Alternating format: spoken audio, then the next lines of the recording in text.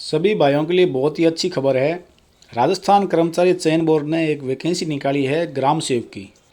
ग्राम सेवक के बारे में क्या क्या योग्यता है, कितनी सीटें हैं, फॉर्म कब भरे जाएंगे, कब लास्ट डेट है और एग्ज़ाम पैटर्न क्या रहेगा, तो इस पर एक छोटा सा नज़र डाल लेते हैं। जो विज्ञप्ति निकाली है वो निकाली है राजस्थान कर्मचारी चयन बोर्ड जयपुर ने, और ये विज्ञप्ति निकली है 6 सितंबर 2021 को। ग्राम विकास अधिकारी के पद पर सीधी भर्ती, और पद का नाम रहेगा आपके ग्राम विकास अधिकारी, गैर अनुसूचित क्षेत्र नॉन टीएसपी 3222, और टीएसपी क्षेत्र जो वैकेंसी है 674 है। कुल पोस्टें आपको यहाँ मिल जाएगी 3896। एक कॉमन समस्या होती है दोस्तों के साथ कि सर आवेदन कैसे करें, तो आवेदन देखिए आपको करना पड़ेगा ऑनलाइन। जो आवेदन है वो आपको एसएसओ आईडी के जरिए करना होगा। तो आप अपनी एसएसओ आईडी बना लें जीमेल से या अपने आधार नंबर से या किसी से भी एसएसओ आईडी बनाएं, और एसएसओ आईडी बना के आप उसमें अपने जाएंगे रिक्रूटमेंट पोर्टल में, तो वहाँ आपको ये वैकेंसी मिल जाएगी और वहाँ से आप इसमें लॉगिन करें और अपनी पूरी डिटेल जो आपसे मांगी गई है वो डिटेल भरें, पेमेंट करें। तो इससे फ़ायदा आपका ये होगा कि आपकी जो फॉर्म फीस जो सिर्फ एग्ज़ाम फीस है वही लगेगी। ई मित्र वाले को देने के लिए आपको कुछ भी दिक्कत नहीं होगी, आपको पेमेंट नहीं देना पड़ेगा। 30 रुपये 50 रुपये जो भी ई मित्र वाले लेते हैं वो आपके बच जाएंगे। परीक्षा शुल्क, अब परीक्षा शुल्क फीस कितनी रहेगी ये देख लीजिए आप। सामान्य वर्ग, क्रीमीलेयर श्रेणी के अन्य पिछड़ा वर्ग, अति पिछड़ा वर्ग के लिए ये रहेगी 450 रुपये। और राजस्थान के नॉन क्रीमीलेयर श्रेणी के जो वर्ग है, अति पिछड़ा वर्ग, आर्थिक रूप से कमज़ोर, उनको देने होंगे 350 रुपये। समस्त विशेष योग्य जन राजस्थान के अनुसूचित जाति अनुसूचित जनजाति के आवेदक जो है उनको देने होंगे 250 रुपये। तो फीस अलग अलग कैटेगरी की अलग अलग दी गई है। तो आप कैटेगरी आराम से देख के और उसी हिसाब से अपनी कैटेगरी चयन करें और फीस भरें।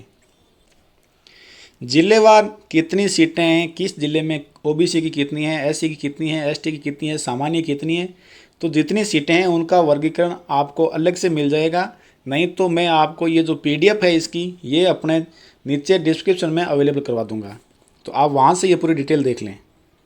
एक चीज़ कॉमन सी होती है कि हम किसी भी भर्ती के लिए अगर जाते हैं तो हमारी सबसे पहली डिमांड यही होती है कि हमें वेतन कितना मिलेगा। तो वेतनमान देख लीजिए, इसका जो है वेतन वो मिलेगा ग्राम विकास अधिकारी का वेतन पे मैट्रिक लेवल L6 की श्रेणी में आएगा, अर्थात ये एलडीसी, पुलिस कांस्टेबल और पटवारी इनसे ऊपर का लेवल है ये।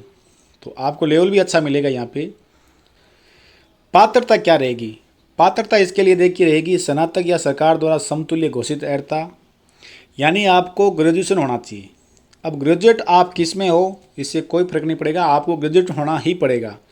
और ग्रेजुएशन होने के साथ साथ अलग से, क्योंकि ग्राम सेवकी है तो अलग से इसमें कंप्यूटर का कोर्स, अब इसमें इसने आपको अलग अलग ऑप्शन दे दिए हैं। DOEAC द्वारा ओ लेवल का आपके पास सर्टिफिकेट होना चाहिए। अगर ये नहीं है तो आपके पास DPSCS का सर्टिफिकेट होना चाहिए। नहीं तो भारत द्वारा विधि स्थापित विश्वविद्यालय या सरकार द्वारा मान्य प्राप्त संस्थान से कंप्यूटर साइंस या कंप्यूटर एप्लीकेशन में डिप्लोमा होना चाहिए। ये भी अगर आपको नहीं मिलता है तो सरकार द्वारा मान्य प्राप्त पॉलिटेक्निक संस्था से कंप्यूटर साइंस एवं इंजीनियरिंग में डिप्लोमा या फिर, और अगर ये ऊपर की चीज़ें अगर आपके पास सारी नहीं है तो जाहिर सी बात है, अगर राजस्थान के मूल निवासी हैं तो RSCIT कोर्स ये लगभग सभी ने कर रखा होता है। तो आपका जो RK सील जिसे हम बोलते हैं वो सर्टिफिकेट होगा तो वो भी आपका चल जाएगा। तो ये चीज़ स्नातक आपका कंपलसरी है। उसके बाद में इन पांचों में से कोई भी एक सर्टिफिकेट आपके पास होना चाहिए। और देवनागरी हिंदी लिपि का लेखन और राजस्थान की संस्कृति का ज्ञान आपको होना चाहिए।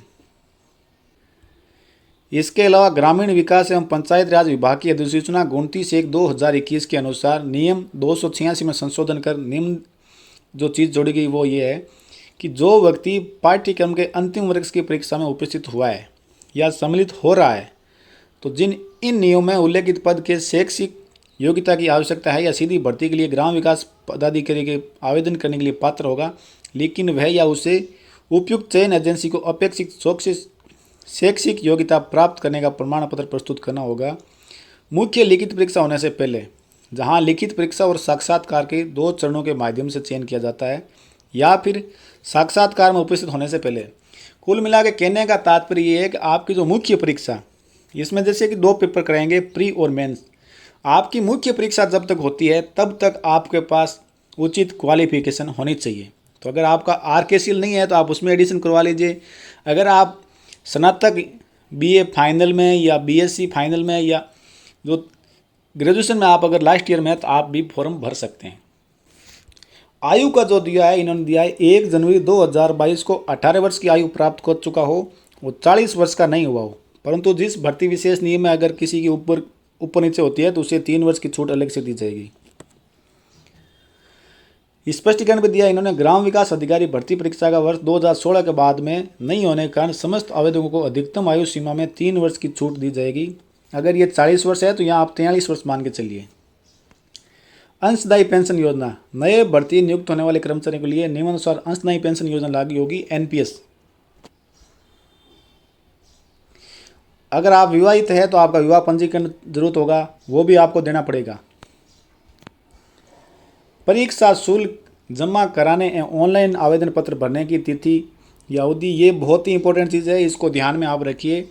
परीक्षा शुल्क सहित ऑनलाइन आवेदन पत्र दिनांक 10/9/2021 से 9/10/2021 को रात 11:59 तक भरे जा सकेंगे। आवेदकों को सलाह दी जाती है अंतिम दिनांक का इंतजार किए बिना निर्धारित समय के भीतर ऑनलाइन आवेदन करें। आपको 9 अक्टूबर तक का इंतजार नहीं करना है, आपको अभी से फॉर्म भर देना है, क्योंकि सर्वर अच्छा चलता है। लास्ट टाइम में सर्वर में दिक्कत रहती है और फॉर्म नहीं भर पाते तो दिक्कत होती है। परीक्षा आयोजन की प्रक्रिया, परीक्षा आयोजन की प्रक्रिया जो है वो 2 चरणों में की जाएगी। प्रथम चरण प्रारंभिक परीक्षा और द्वितीय चरण जिसमें कि मुख्य परीक्षा होगी। परीक्षा का पाठ्यक्रम एवं परीक्षा की स्कीम जो है वो आपको इसकी जो ऑफिशियल वेबसाइट है वहाँ से मिल जाएगी। बोर्ड की वेबसाइट जो है ये रहेगी आपकी www.rsmssb.rajasthan.gov.in। और जो स्वागत कक्ष जो बनाया गया है वहाँ पे आपको अगर संपर्क करना हो तो उसके नंबर रहेंगे 0141 और ये आपके संपर्क नंबर रहेंगे। आप यहाँ पे संपर्क करके पूरी जानकारी ले सकते हैं। तो सभी को एग्ज़ाम के लिए एडवांस में हार्दिक शुभकामनाएं, बधाई। समय से फॉर्म अप्लाई कीजिए और जुट जाइए आज से ही तैयारी में। इसका सिलेबस क्या रहेगा वो मैं आपको अलग से वीडियो बना के उसमें डाल दूँगा।